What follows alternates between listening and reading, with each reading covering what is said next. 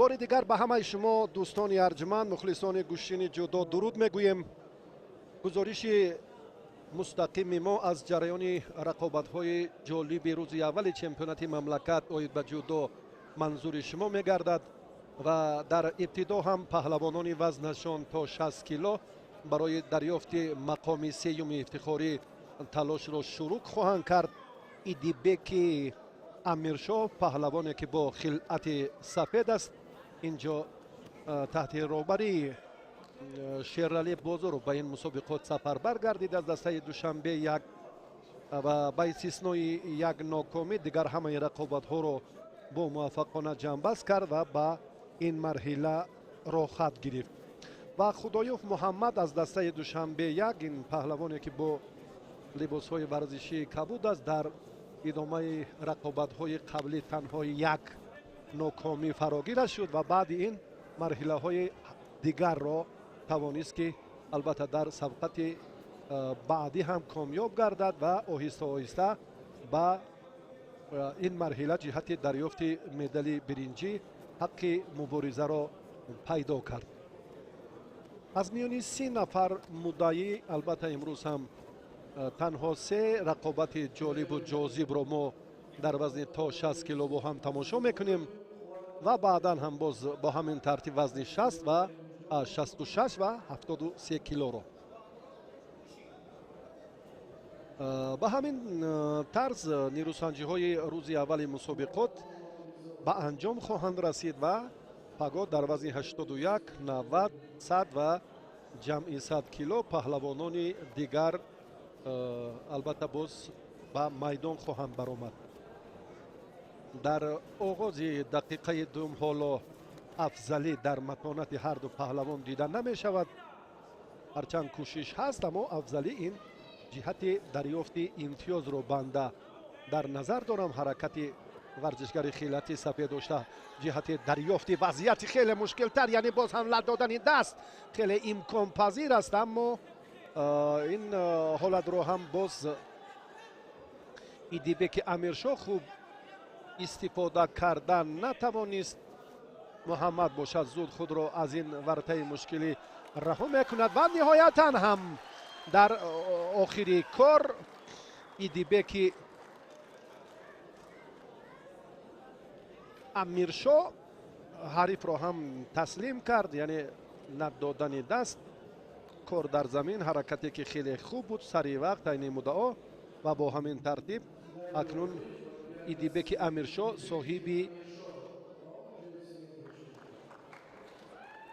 نتیجه شایسته گردید و با همین ترتیب این پهلوان سفید پوش سزاوار مدال اول برنجی وزن تا 60 کیلو گردید و فشرده این رقابت را در ادامه نیروسنجی فشرده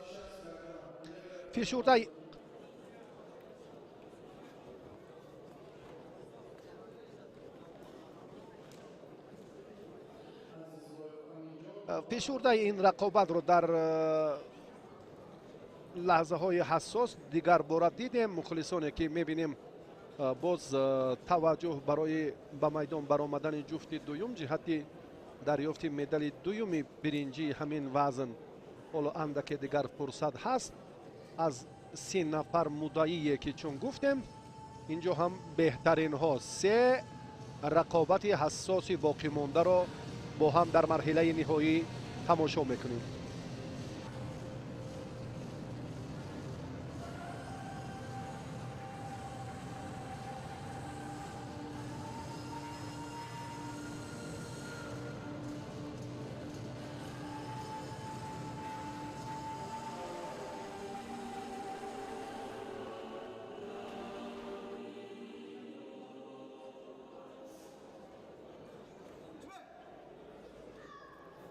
در مورد البته به میدان برآمدن عزیزاللهیف و محمد رضا قوتف اندک توجه میکنیم که کسبیت این ورزشگران تا اندازه فرق کننده است، مخصوصا محمد رضا قوتف که یک ناکامی فراگیر شد و بعدا مستقیما به این مرحله راه یافت.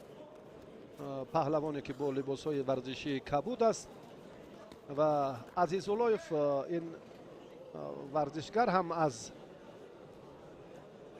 رقابت‌های اول در زیرگروه سی با پهلوان سوختی غلبه به دست آورد. بعدم هم پهلوان خوتلان رو مغلوب کرد. آهسته آهسته با سه کامیابی که امیرجان نصیب گردید و بعد یک ناامیدی دیگر به این مرحله حق مبارزه رو پیدا کرد و حالا اکنون میبینیم که قوت بعدیانی که در صفحت نیمه نهایی به اشتباه راه داد در این مرحله برای مدال برنجی فرصت مناسب هم دارد و زری را به دست می‌آورد. در دقیقه اولین نیروسنجی حالت نگاه داشتی به تخت پشت هم پیدا شد، اما این کار را محمد رضا قوتوف انجام نداد. سببش رو بررسی ندانستیم، یک توقف هم نبود. و در مجمع ورزشی کنی گورد پهلوان خیلیت کبود داشته مشق ورزی میکند محمد صالح و محمد رضا قوتوف. و در خصوصی مهارتی و سری اکنون با ترتیبی مشخص بسیار هم حرکت سری وقتی و با سرعت رو ما اینجا مشاهده کردیم از جانب محمد رضا قوتوف که بسیار هم وزری به پوند تبدیل یافت و قوتوف به آسانی اینجا هم در این مبارزه سزاوار پیروزی گردید و مدال دوم برنجی رو در وزن تا 60 کیلو قوتوف مال خود نمود.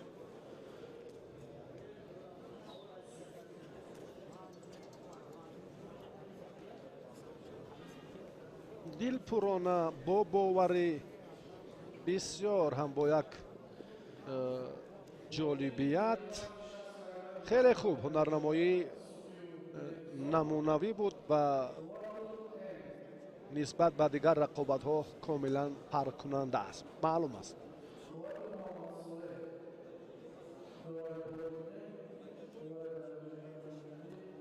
اکنون ورزشگران موفق وزن تا 60 کیلو رو حالا استقبال میگیریم. ظریف نظریف داور درجه بین المللی از شهر کولوب با نیروسنجی مرحله نهایی وزن تا 60 کیلو حکمی میکند.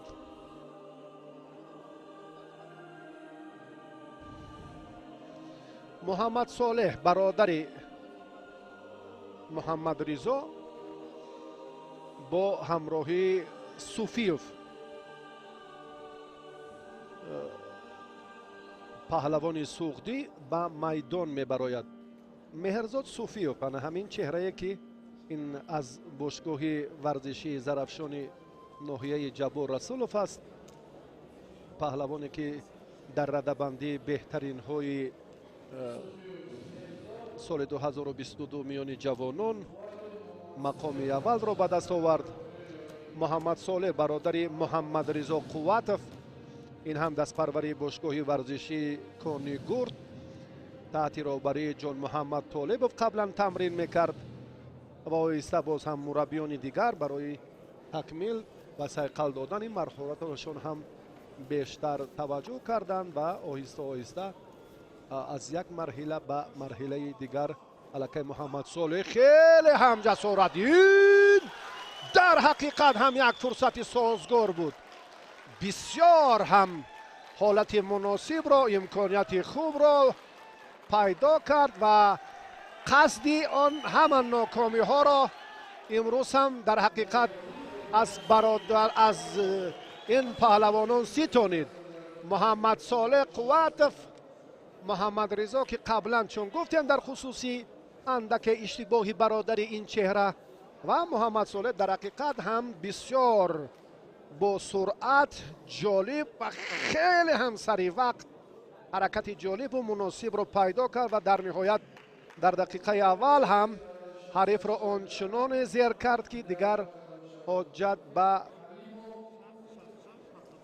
شرح و توضیح این حالت نموند. بسیار هم نیروسنجی زود و سریع وقتی بسیار هم در فضای ایدانه انجام یافت. یک تنتنه خیلی زیبای گوشتین جودو بود و محمد صالح در حقیقت ثابت کرد که اون نفر تصادفی نیست و قصد ناکامی های برادرش را ستانید. ناصر بازارов برخی از باز هم پهلوانان جوان در حلقه شاگردان است. مربیان دیگر هم الکی انتظاری به میدان برآمدن شاگردان خود را دارند در وزن تا 66 و 73 کیلو. مخصوصا تحت راهبری ناصر بازارов، شیرعلی بازارov، فرخ حلیمov مشق ورزی های بیشتر کرده است و حالا فرخ برای مدال برنجی وزن تا 66 کیلو با بهرام صوفیف اندر میدان می شود.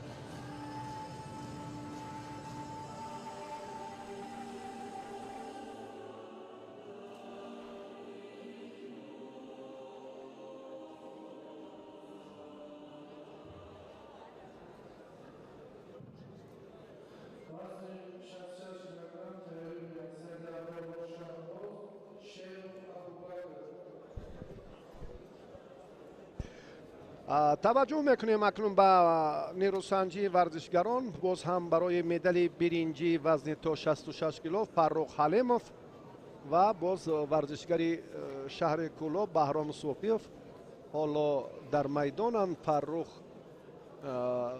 با راهبری شیرعلی بازارov مشق ورزی میکند و خسرو شایف یک مربی خوش سلیقه کلاب شهر بهرام صوفیف رو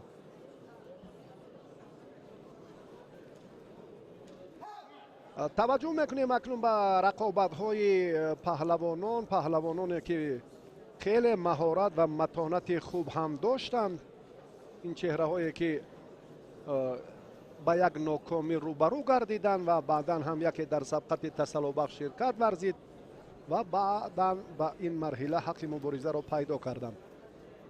فرخ حلیمov با خلعت سفید است، پهلوانی که تحت راهبری شیرعلی بازارov مشق ورزی میکند و پهلوان کلاب شهر بهرام صوفیف با راهبری خسرو شایف مرحله های آمادگی را هم خوب انجام داد. یک کوشش فرخ اینجا هم اونقدر خوب نبود اما در روند مبارزش فعالیش را اندکی نشان داد. بهرام از حساب تجربه اندکی فوق‌العاده است هنرش، بسیار جهت های تکتیکی کار خوبتر میداند. فرخ اندکی جوانتر است اما هنر نمایی پهلوانان در این مرحله فکر میکنم کاری سهل و عادی نیست که از میان 30 نفر اینها حق مبارزه را جهت دریافت مدال برنجی پیدا کردند. محمد جاوید امیدov داوری درجه جمهوریوی از ناحیه مسچاه، مربی مکتب ورزشی ناحیه. اینجا هم برخی از پهلوانان جوان و علالخصوص محمد اقبال پاشو با راهبری محض همین و برادرش فریدون امیدov سالیان طولانی نازوکی جودو آموختند. حالا در مبارزه پهلوانان وزن تا 60 کیلو ما خیلی حساسیت را مشاهده میکنیم. بسیار هم فرخ یک روش کار خود رو اندک دیگر کرد، به سمت اعتبار داد که صورت افزایی لازم بود. همین طور هم شد. خیلی عین مدعا حرکتی را انجام داد، نوابسته از آنه که نتیجه خوب به دست آورد یا نه، اما این دومین کوششی بهتری فاروق را دیدیم. بهرام به هر دو پهلوان اکنون داور برای سست گوشتین گرفتنشون شیدا داد. حرکت های فاروق دو بار خوب به نظر رسید. صوفیو بسیار مشاهده کار است.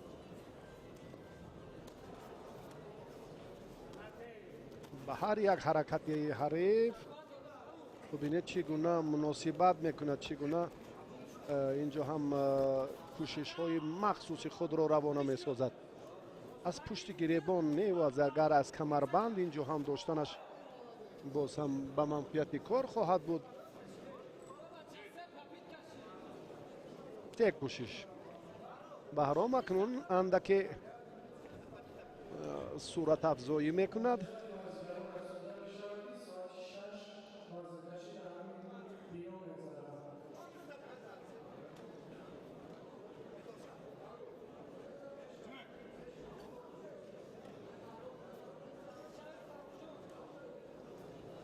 فاروق در روند مبارزه اکنون مخصوصا در دقیقه آخرین از بالا اندکی باز هم مشخصا خوب داشت. حرکتی خیلی خوب رو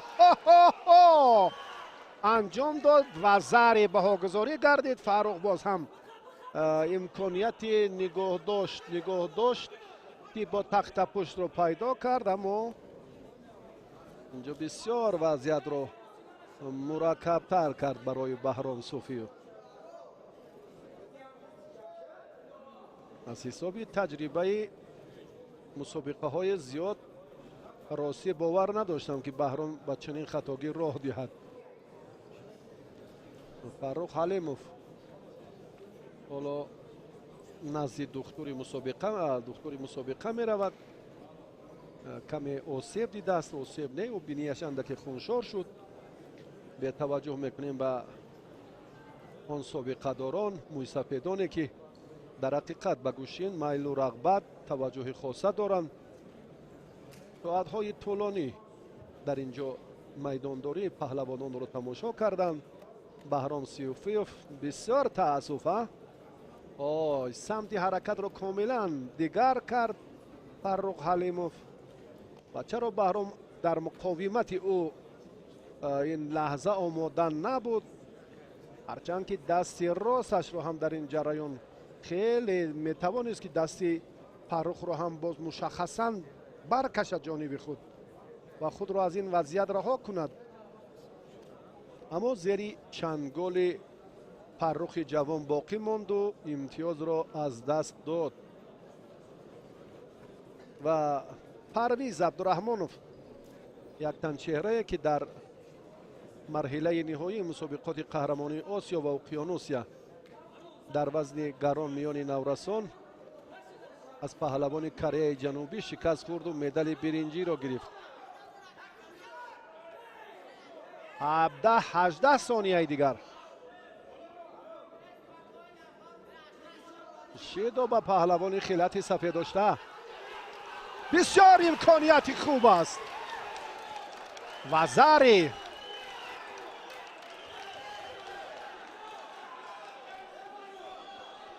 فکر میکنم در حقیقت هم بهرام اینجا شایسته ترین لحظه، جالب ترین حالت را میتوانست منظور کند. یک لحظه توجه میکنیم به این سمت که چگونه این کار رو بهرام انجام داد. واقعا هم اینجا داور با این حرکت و ضربه بهاگذاری کرد. اگر باز هم دیگر بار به این نقطه توجه کنیم، در حقیقت هم یک بار دیگر میتوان خلاصه گیری کرد. از کارگردان خواهش میکنیم یک بار دیگر توجه کنم به این حرکت و این партофти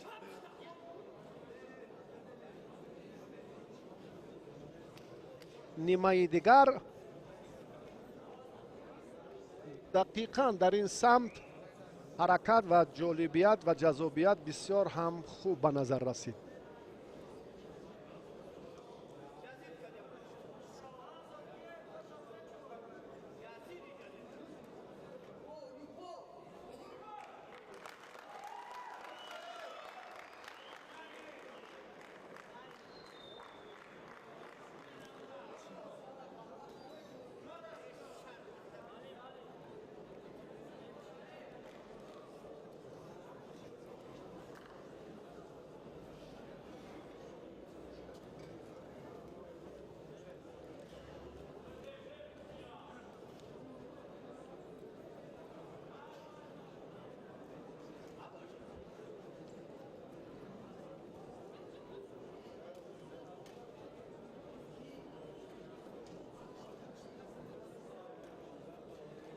چند سمت چند پهلویی که در این جریان منظور کردیم، البته فکر میکنم که متخصصان هم جهت خلاصه‌گیری عمیق این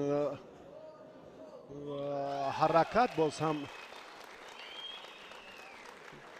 نظری دیگر دارند. پرتافت پهلوان شهر کولوب بهرام صوفیوف دقیقاً ایپان است و این ورزشگر با دریافت مدال برنجی وزن تا 66 کیلو شرفیاب شد.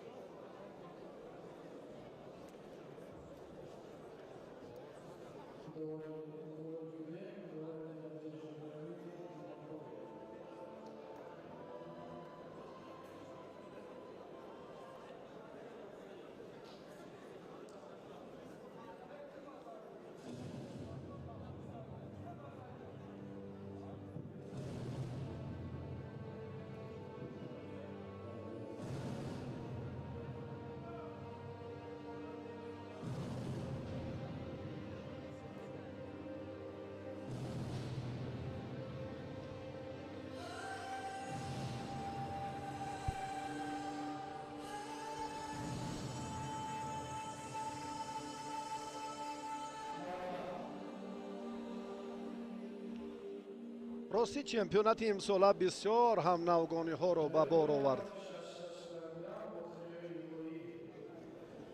اکثر کارشناسان باور نداشتند که سید ابراروف و همچنین ابوبکر شرف این چهره ها در مرحله بعدی برای مدال برنجی مبارزه میبرند. سید ابراروف در حالت وزنی قرار دارد. ابوبکر شرف سید ابراروف را آنچنان فشار آورد، حالتی از سکمی به میان آمد. 7 8 9 10 و زر. اکنون باز هم توجه برای ادامه نون سنجی نمانده است، چون که الکی 20 ثانیه هم پس سر شد و ابوبکر شرف در مقاومت سید ابرار شهباز سید ابراروف بسیار هم متانت خوب نشان داد و با آسانی غلبه را به دست آورد و صاحب مدال برنجی دوم شد. شرف ابوبکر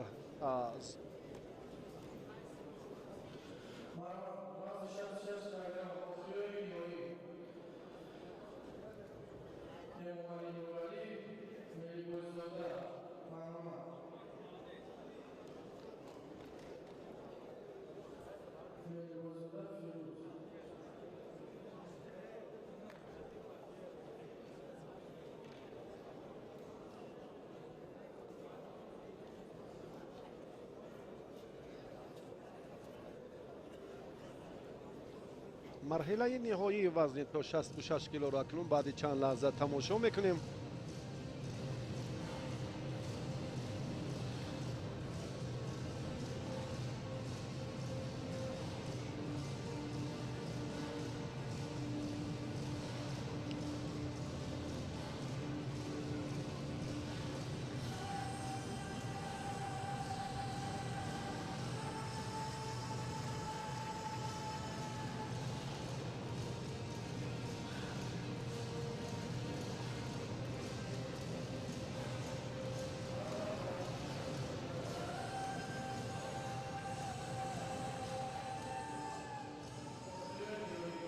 ایزد خدایوف داور درجه جمهوریوی مرحله نهایی وزن تا 66 کیلو را حکمی میکند. امامعلی نورعلی در تالار ورزشی پرویز صابرов مشق می‌ورزد تحت رهبری فاروق صابرов، ورزشگری که یگان ناکامی ندارد در این میدان. خیلی با حریفان پرقوت خود هم ظفر یافت. پیروز ملی بایزاده شاگردی رزق‌الدین رجبов، یک مربی صاحب نام جودوی کشور، اصلا زاده ناحیه خراسان، در خصوص مهارتش قبلا هم در سبقت‌های مقدماتی حرف زدیم. به شرایط مشکل و وزنی دهات اویلی نگاه نکرده از یک منطقه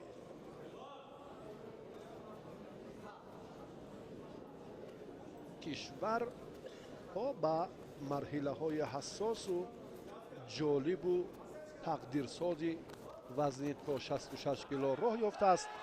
بسیار هم حرکت خوب را اینجا شروع کرد، به حلوق بیرون توجه نمود، کامیاب نشد.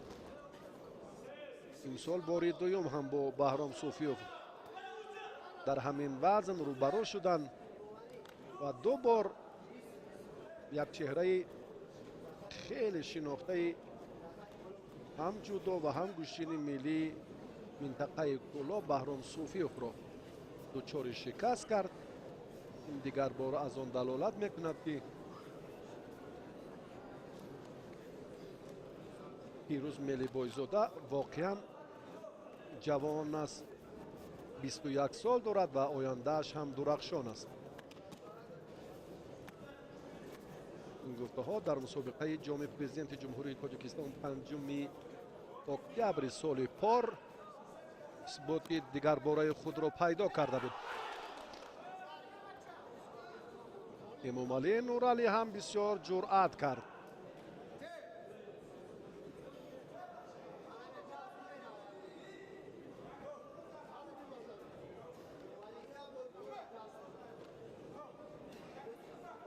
با توجه امامعلی نورعلی حالا هر یک حرکت را انجام میدهد.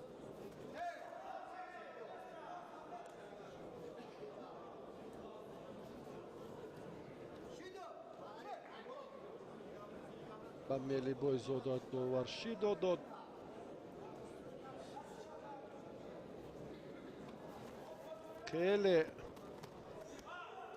خیلی نیروسنجی شدید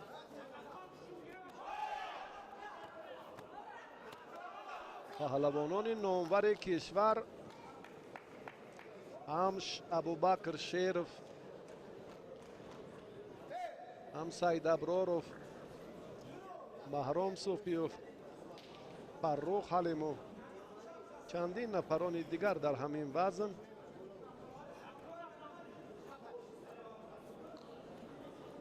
به مرحله نهایی راه نیافتند. این سال کاملا دیگر چهره ها. امامعلی نورعلی راستی باری اول است که در مقابل پهلوانان باز هم وزنشان تا 66 کیلو در میان بزرگسالان در مرحله نهایی شرکت میکنند، مخصوصا در چمپیونات جودوی مملکت. این برایش هم موفقیت و هم دستاورد به حساب می رود.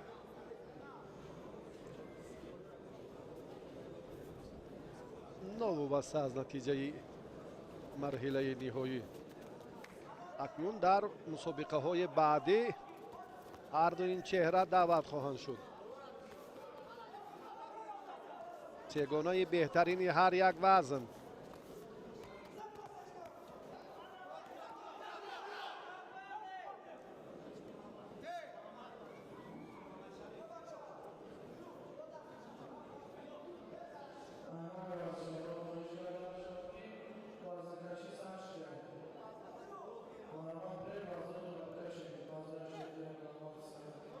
فیروز در سمت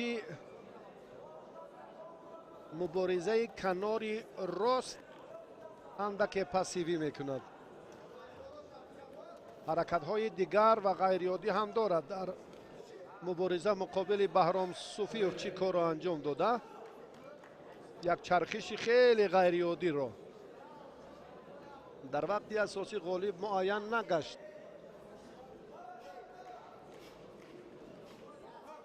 اکنون پهلوانان برای امتیاز طلایی تلاش خواهند کرد.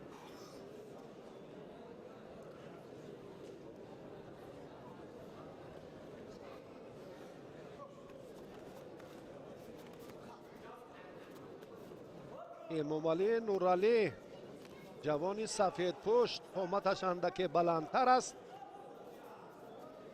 حرکت‌هایش هم در دقیقه اول و سوم خوب بودند. سپس فیروز هم اندکی افضلی مهارت خود را 1 2 3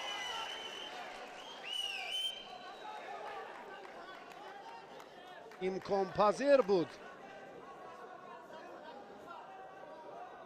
امکان پذیر بود برای دریافت امتیاز طلایی.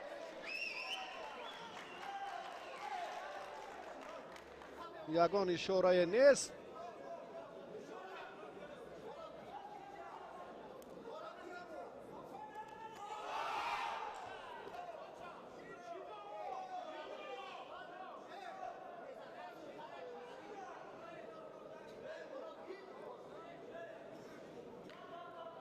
فیروز اندکی عقب نشینی دارد.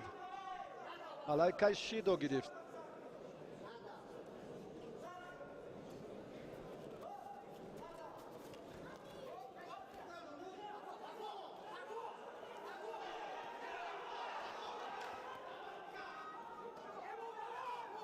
پهلوان سفیدپوش بسیار جرأت کرد.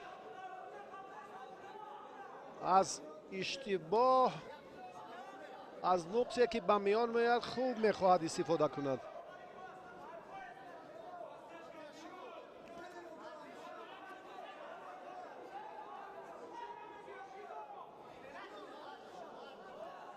با کدام سمت حرکت کردنش رو نمیدوند. نه، این حالتی بود که دیگر باره اکنون برای امامعلی نورعلی فرصت خوب فراهم می شود. به هر دو شیدو داد داور.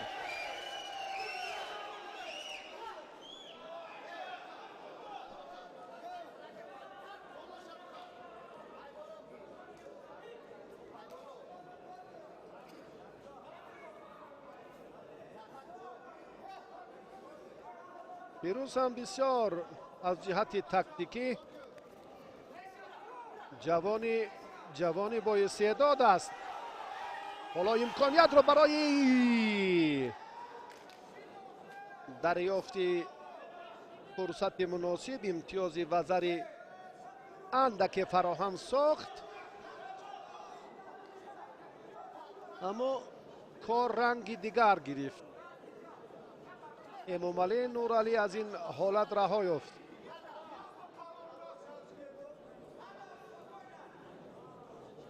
هر دو شبهه دارند. در حراسند، حرکت های تیز رو اینجا انجام نمیدهند. بسیار هم باز از جانب فیروز یک حرکت دیگر خوب انجام داده شد. دومین کوشش فیروز رو ما دیدیم در دقیقه سیوم وقت لواگی. مبارزه همانا ادامه می‌یابد. امامعلی نورعلی در داشتن دست چپ رقیب باید به سهلنگاری راه ندهد.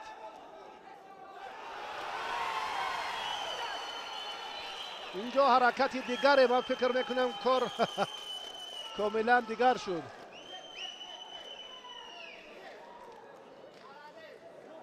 کوشش امامعلی نورعلی از این تن و بعداً فیروز مهدی بایزاده پرتافت به کنار چپ انجام داد.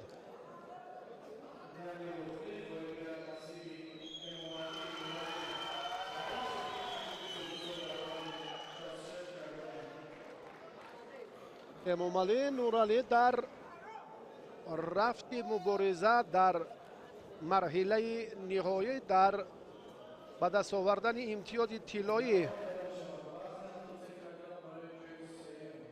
руҷӯъ кард, таваҷҷӯҳ намуд. аз хастаҳолӣ Фирӯз хуб истифода кард.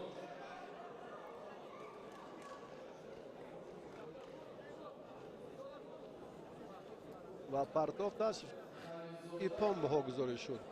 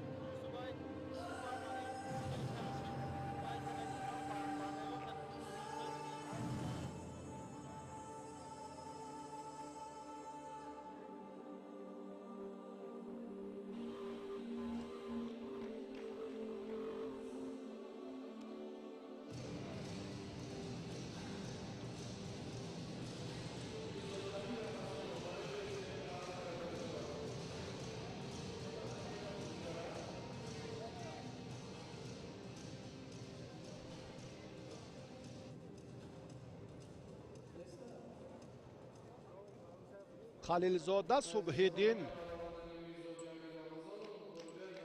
мирзоҷамил рамазонов ба майдон набаромад ва халилзода субҳиддин бидуни мубориза дар ин давр соҳиби медали биринҷӣ шуд. дар вазни то 73 кило.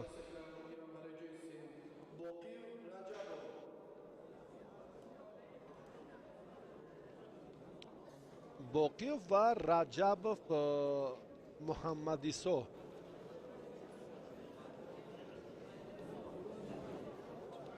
барои медали дуюми биринҷӣ паҳлавонон акнун мубориза мебаранд. инҳоро ҳам истиқбол мегирем.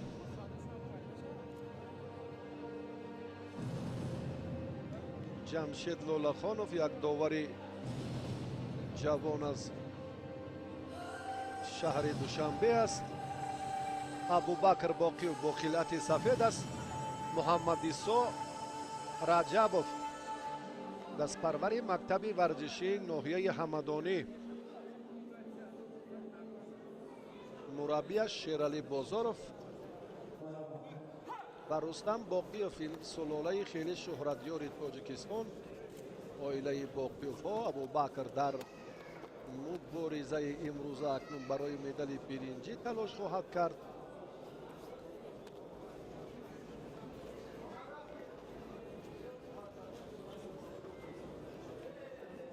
муҳаммадисо раҷабов вазъиятро боз ҳам дар ҳолати партерӣ мураккабтар кардан натавонист. аз ин ҳолат акнун абубакр раҳо ёфт.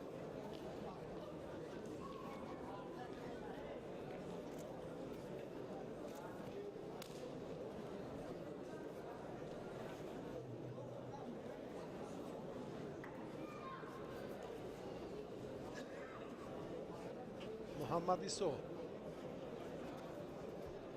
паҳлавоне ки дар мусобиқоти ҷавонони ҷумҳурии тоҷикистон ҷиҳати дарёфти мавқеъ дар муайян кардани радабандии беҳтаринҳо дар марҳилаи ниҳоӣ қарор дошт. бисёр ҳам чӣ фурсат буд. инҷо доварин фикр мекунам рафти нерӯсанҷиро комилан мушоҳида карда тавонист.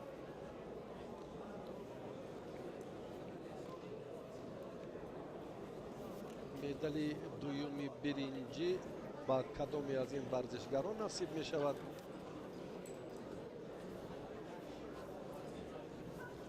баъди ду рақобат акнун мусобиқоти рӯзи аввали جودوی کشور انجام یابد. اینجا هم امکان پذیر است، این امتیاز هست فکر میکنم. داور دلپلانه اینجا نظارت دارد بر ابتیکیه. نه دلپلانه اینجا در حقیقت هم وزری است. فکری من است، شاید من البته همچون شارع حق دارم در این روند نظری خود را بیان سازم. به حرکت پهلوان بهاگذاری کردن حتمی است. در حقیقت هم کوشش خیلی مساعد پهلوان علت سپید داشته و زری پهلو در گوشین ملی پهلو در جودو و زری دقیقاً. و اینجا باز هم خلاصه عمیقی خود هیئت داوران نظارت سمت ادامه نیروسنجی باز هم تقاضا میکند که پهلوانان جدی‌تر در جریان مبارزه باز هم توجه کنند. و این کار شد، این امتیاز دادن نشد. هرچند در احاطه بنده کارشناسان زیادی اندیشه بنده را تصدیق کردند و برخی از آنها به سمت دیگر این وزری است. اکنون این هم وزری نباشد دیگر کار در این زمینه چگونه صورت میگیرد. محمد عیسی صاحب امتیاز شد.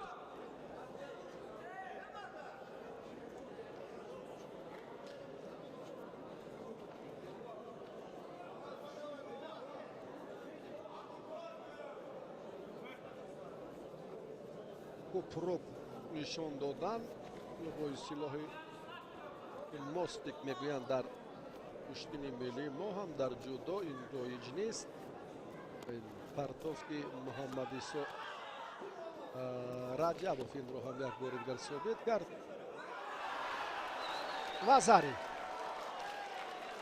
وزری ایفان است و دو تلاش ورزشگری خلعت کبود داشته. اینجا هم ثمره دلخواه به بار آورد و رجبوف صاحب مدال برنجی شد. محمد عیسی یک تن از چهره‌ای که امسال کشف شد.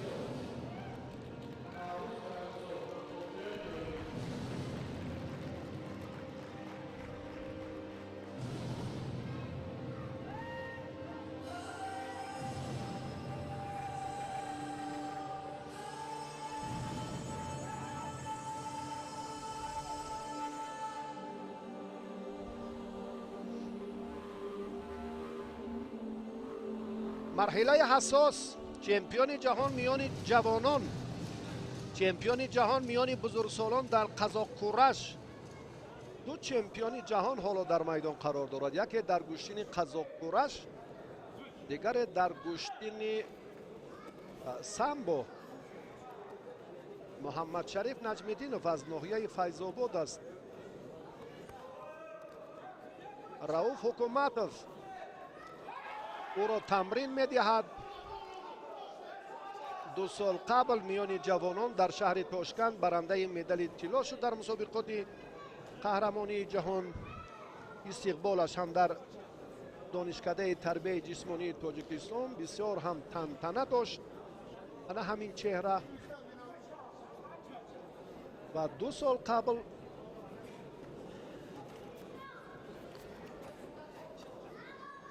نوروز کریمزاد هم در قزاقستان در کشتین قزاق‌کورش جای اول مدال طلا را مال خود کرد. هر دو ورزشگری ارزنده، هر دو پهلوانی خیلی با تمکین.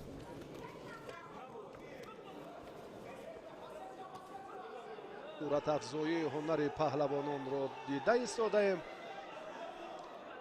نوروز در تلاش دوم خودش اندک توقف کرد. این در جودو اونقدر به نفع کار نخواهد بود. تا با آخرین کوشش، تا با آخرین امکانیت باید مبارزه بود. حالا اکنون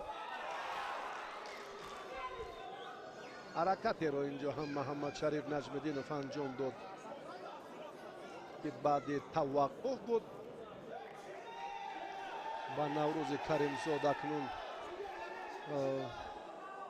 جمعه‌بای شاهدوف از شهر ترسونزاده داوری جوان شید داد.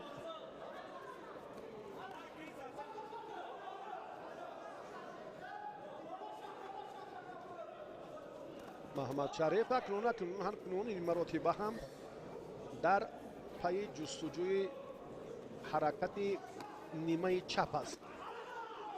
نوروز برعکس، خیلی خوب، خیلی حرکتی سری وقتی را نوروز انجام داد، اما امتیاز نیست. قوه هر دو برابر.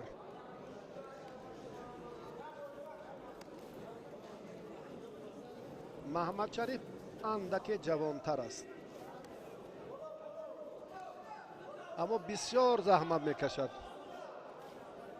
شرایطش برای مشق ورزی دائمی در دو بس آنقدر خوب نیست.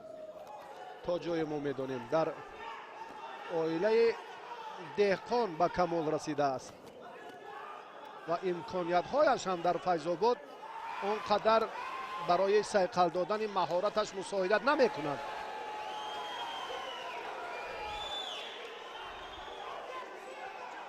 از یک روستای دوردست چمپیون جهان به کمال رسید. انا همین چهره بعدا مهارتش رو صیقل داد. یوری بگلایقوف چند لحظه هم برای تمرین پیوسته‌اش کمکش میکرد.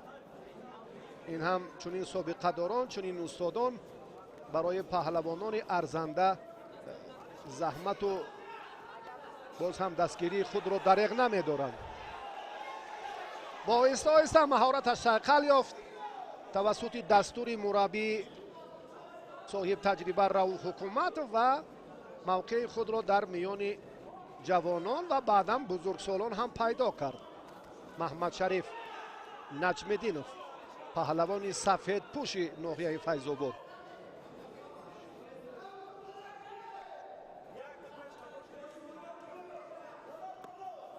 اما فرخ صابرов هم مشقایش از منفیت آری نبودند. خیلی خوب تلاش دارد.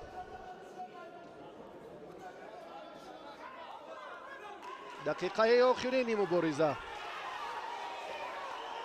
محمد شریف اندک فعال شد.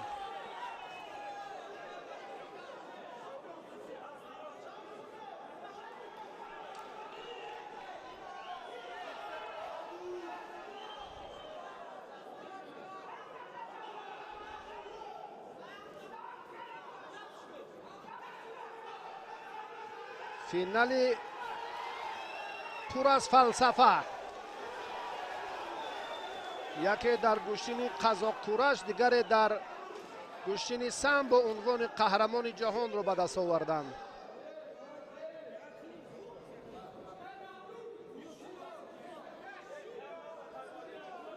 نجم‌الدینوف در آوان جوانیش 2 سال قبل و نوروز با آن خلعت مخصوصی قزاق کورش که ما این چهره را هم در جریان مبارزه های قزاق کورش هنرش را خوب دیده بودیم.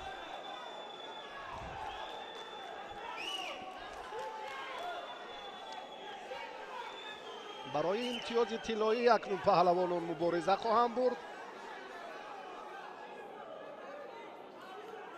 در 4 دقیقه وقت اساسی غالب معین نگردید.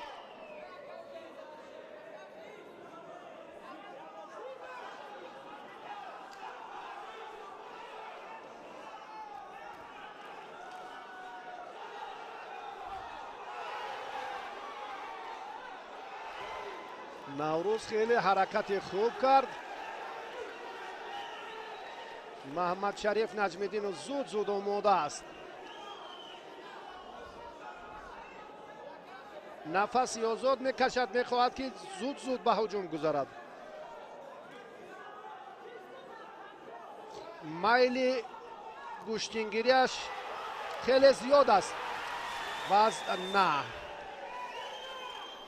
از چنگالش نوروز رها یافت. وگرنه این حرکت هم جالبترین فرصت بود برای امتیاز طلایی.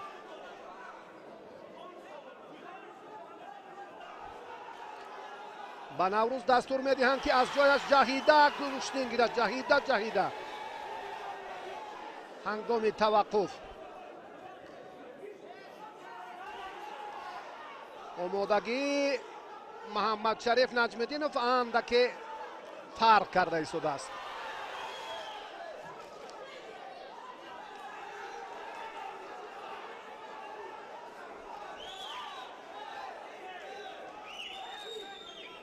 وقت رو کشال ندیه. داور اشاره میکند زود به مرکز.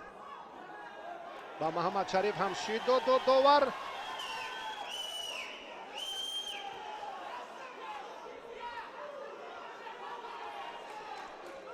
بسیار فریبا، چگونه فریب کرده. نیمه دیگر را نشان داد و کنار دیگر پرتاف را اختیار کرد. انا این است خیلی حالت خوبی تکتیکی محمد شریف نجمیدینوف. احسن، بسیار هم در فرصت مناسب رقیب را دریافت. دقیقه اول وقت اضافه برای گرفتن امتیاز طلایی بود. محمد شریف نجمیدینوف نهایتا این کار خوب انجام داد و احسنش میگویم. بسیار نفر سزاوار است، ارزنده است. بگذار تاجیکستان را در عرصه بین المللی در بازی های آسیایی همین چهره معرفی کند، چون که جوان است و لیاقت خوب دارد. پیش پا بسیار هم سمت چپ اختیار کرد، کنار راست حرکت کرد. ببینید آی بسیار عالی، بسیار هم با کسبیت بلند. با همین پرتافت جالب گزارش مستقیم ما هم از رقابت‌های پهلوانان از روز اول مسابقات سرتاسری جمهوری عاید به جودو میان بزرگسالان به انجام میرسد و شما سعادتمندی و کامیابی را همیشه آرزومندیم. تا به نشرهای بعدی سربلند و پیروز و موفق باشید.